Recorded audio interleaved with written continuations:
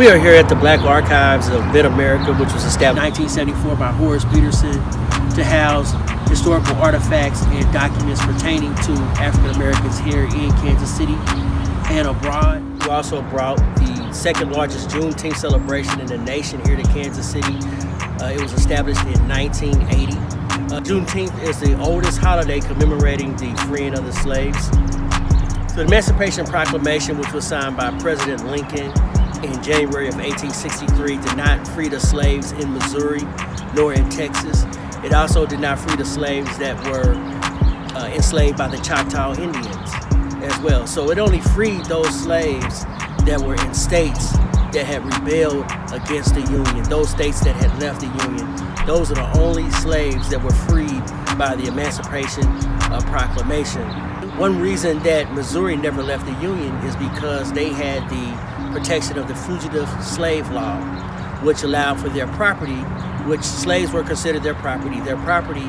If their slaves ran away, whoever caught those slaves could bring those slaves back to their master and receive a monetary reward. Those slave catchers were known as slave patrollers. Also during this time period, which was a time period known as Reconstruction, there was no police force. So the first organized police force here in Kansas City was not established till 1874. So those slave patrollers are those people who hid along the banks of the Missouri River waiting for runaway slaves to cross over the river and into Kansas where they would have the perception of being free. Those slave patrollers actually became the police force during the time period of Reconstruction.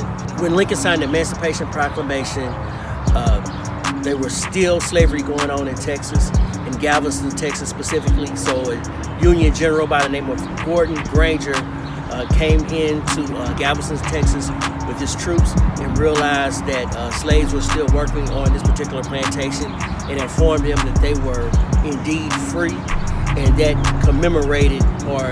event commemorates the celebration of Juneteenth. It is recognized and it is carried out in his daughter, who's carrying on Horace Peterson's legacy. Because of COVID-19, Juneteenth will take place here in Kansas City virtually, and it will be going throughout the entire month of June.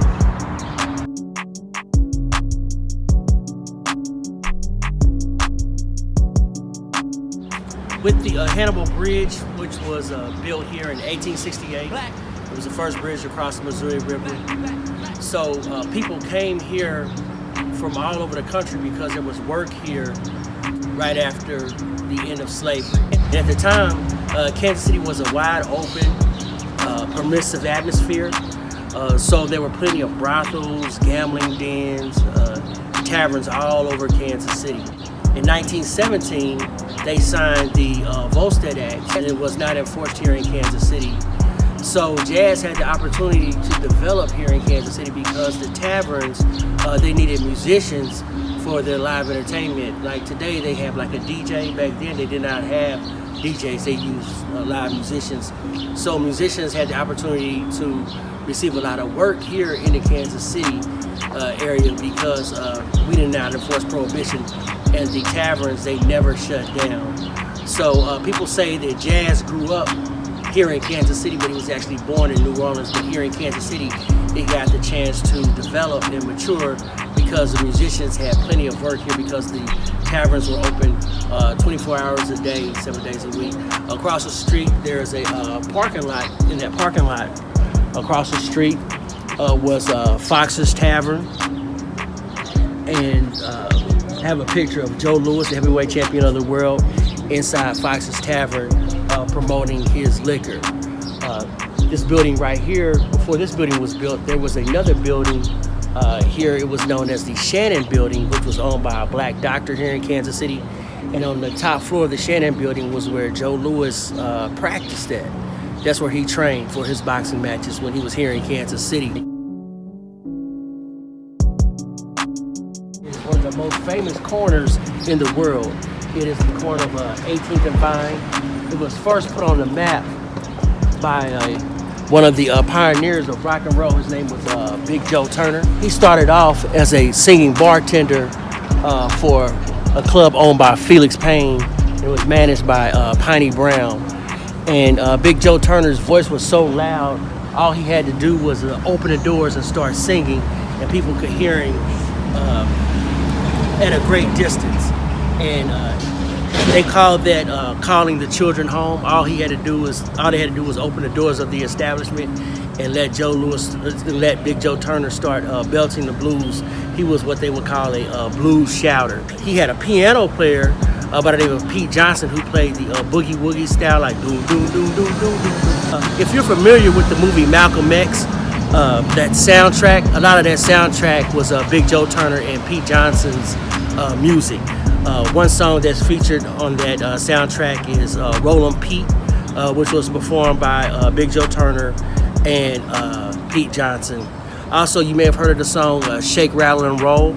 Big Joe Turner was the first person to sing that. He sung that song before Bill Haley and the Comets and before Elvis Presley. That song was actually written by a black man by the name of Jesse Stone out of Atchison, who was born in Atchison, Kansas.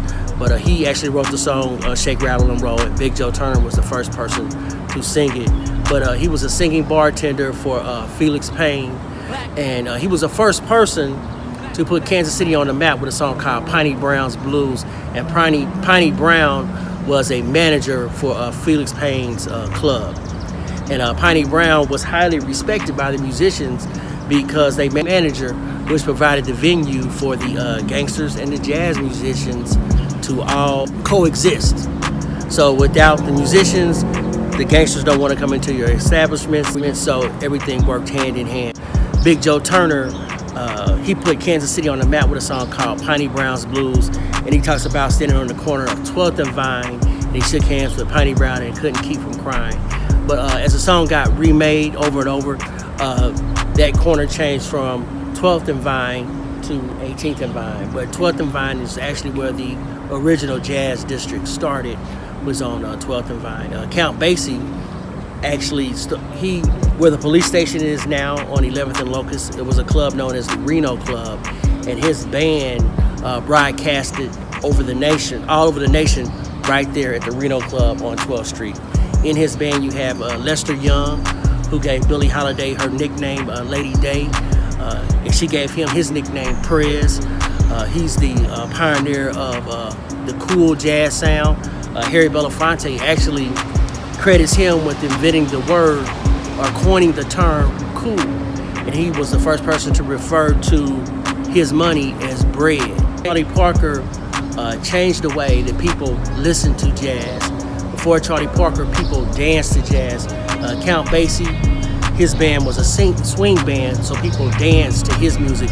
But Charlie Parker, Dizzy Gillespie, Bud Powell, Thelonious Monk, those beboppers, people listened to their music, and that music ushered in the civil rights music, and it was the type of music that Malcolm X and Martin Luther King were listening to when they organized to fight for civil rights of African Americans. Jazz and the civil rights movement go hand in hand, especially bebop, but its roots are right here in Kansas City.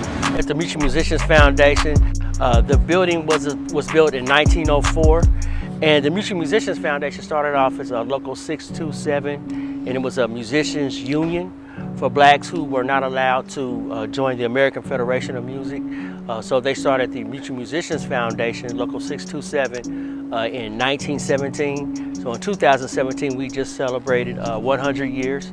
But this building right here is where Charlie Parker and Dizzy Gillespie met for the first time. Then they went on to revolutionize jazz with it. Also a documentary that was filmed here called The Last of the Blue Devils, which starred Big Joe Turner, Count Basie, also Sonny Kenner, and Jay McShann were featured here in the documentary known as The Last of the Blue Devils, and Clint Eastwood was the executive producer. Coming up this year, Charlie Parker will be celebrating his 100th anniversary, and had it not been for the COVID-19, it would have been thousands and thousands of people here to celebrate Charlie Parker's birthday. And on this corner right here is, if you wanted to see anybody here in Kansas City, all you had to do was stand right here on this corner of 18th and Vine. They were bound to pass through here, no matter who you were. So, and Kansas City attracted a lot of entertainers and athletes during the 1920s and the 1930s because we did not enforce prohibition. So the building across the street that says Paseo Bouderie on the windows once housed the American newspaper, which was established by William J. Tompkins and Felix Payne to recruit blacks into the Democratic Party. It was funded by City to Pendergast political machine, and its whole purpose was to compete with the Kansas City Call newspaper, which was a Republican-oriented newspaper. Blacks voted Republican out of their loyalty to Abraham Lincoln, but in the 1920s and the 1930s, blacks began to switch their allegiance to the Democratic Party, and the American newspaper was the recruiting agent for the Democratic Party. Felix Payne, the co-publishers of the newspaper, he organized 75 black Democratic clubs across the state of Missouri and carried the vote for Franklin Delano Roosevelt and got him elected as president. In return, he awarded William J. Tompkins, he appointed him Recorder of Deeds for the District of Columbia, which is the highest political position that African American could attain at that time. And he held that position throughout the 1930s and the 1940s. That very prestigious position was first held by Frederick Douglass. William J. Tompkins from Kansas City held that position, and he was also appointed by Harry S. Truman to lead the Negro division for the Democratic Party in his re-election campaign. The Kansas City Call newspaper was established in 1919. There was also another newspaper on Woodland, which was known as the Kansas City Sun newspaper, and its editor was Nelson Cruz, who was referred to as the Black Moses of Kansas City. The Kansas City Call newspaper is still in existence today in 2020, so last year they celebrated 100 years. Roy Wilkins was a pioneer in the civil rights movement. When he first came here, he stayed at the Paseo YMCA, which is on 1824 Paseo, and that was actually where the Negro Leagues was established. But the Paseo YMCA was the socializing agency of the black community here in the 1920s and the 1930s during that time of Jim Crow segregation. It was the largest building west of Chicago, purpose for the exclusive use of colored people. It was open 24 hours a day, 7 days a week. Influx of blacks that came here from the South. They were led by Benjamin Pap Singleton in what was known as the Great Exodus. After the Civil War, we go through that time period known as Reconstruction, where you had the 13th Amendment, which abolished slavery, then the 14th Amendment, which was the equal protection of the law, and then the 15th Amendment, which gave blacks the right to vote. You also have, for the first time, you have a public school system where you have Penn School, which was created in Westport with the help of James Milton Turner. Before that, James Milton Turner, he helped establish the Lincoln School on 10th and McGee, and also Lincoln Institute, which is now known as Lincoln University. Attucks Elementary, built in 1906, was one of the main reasons that people moved to this area because of the school, and also they had access to the streetcar, which also came to the 18th and Vine area, which gave them the ability to get down to the West Bottoms, where there was work in the packing houses and on the railroads and in the grain and feed factories. Lincoln High School just celebrated 150 years in 2017. Black. At Lincoln High School, that's where Ollie Gates went, Frank White, Eddie Griffin, Yvonne Wilson, Bruce R. Watkins, Leon Jordan, all of them. If you from here from Kansas City, that's where you went to high school, at Lincoln High School. There is a natural rivalry between blacks in Kansas City, Missouri and blacks in Kansas City, Kansas, because blacks at Lincoln High School could not play the other schools in the Kansas City, Missouri School District, so the only competition that they had was EuroLeague, or they played Sumner High School over in Kansas City, Kansas, or Sumner High School in St. Louis, Missouri. But right around 1896, that's when this area, 18th and Vine, started to develop, and white merchants came here to take advantage of the purchasing power of the blacks that were confined to this area. So blacks, they could live, they moved primarily on, once the Belvedere and the Hicks Hollows area got overcrowded, they then started moving along 12th Street. They were redirected to 12th Street as a place where they could first buy property. And then also there was 18th Street as well. So between 12th and 18th Street is where blacks were confined to. There were also small pockets of blacks that lived in the Westport area in a section known as Steptoe. But the residents of Westport, they just called it Westport, the blacks that lived there. But that's where Penn School was established there in that community. And there was also St. Luke's AME Church and St. James Baptist Church that was also established in the Westport community.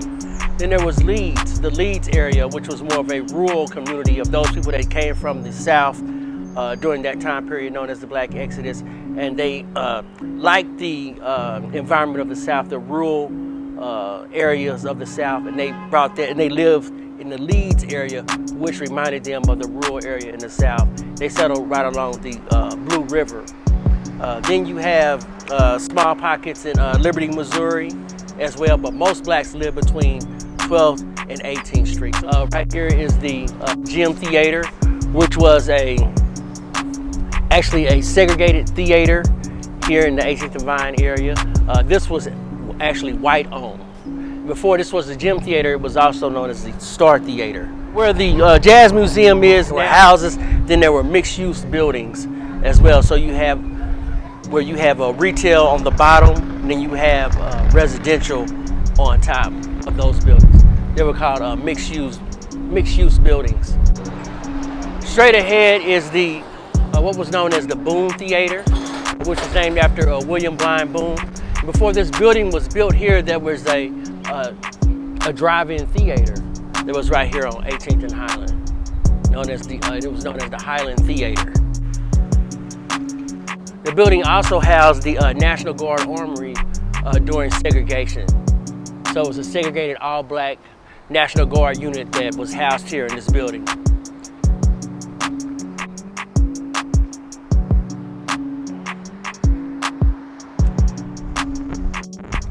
But this was the Boone Theater, and William Blind Boone was a ragtime composer, and he was one of the first people that was actually recorded. And he was recorded by way of punching holes in paper. That's how they recorded the first musicians. And William Blind Boone was one of the first recorded musicians. But he was a ragtime composer. He was born in Warrensburg, Missouri. His business manager, John Lang, started Lang Hospital on 12th and Michigan, Perry Sanitarium on 12th and Vine, which became Wheatley Provident Hospital, and Wheatley Provident Hospital is still here today. Perry Sanitarium was started by J.E. Perry, who fought in the Spanish-American War, and he came here to Kansas City, and he married Frederica Sprague, who was a granddaughter of Frederick Douglass.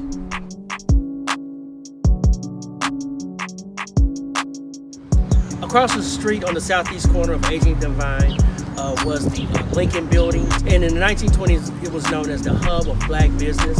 On the first floor of the Lincoln Building was a Lincoln Furniture Store, and there was also Matlaw's Clothing Store. And Matlaw's Clothing Store was one of the only stores in the city that blacks could actually try on clothes and not buy them. The top floor housed the offices of the Urban League, the Pullman Porters, the NAACP. There were doctors' offices on the second floor. L.A. Knox, who was the second African-American to serve in the Missouri legislature in Jefferson City. His office was located on the second floor. Dental offices on the Lincoln Building, and the American Woodsman, they had an office on the second floor of the Lincoln Building.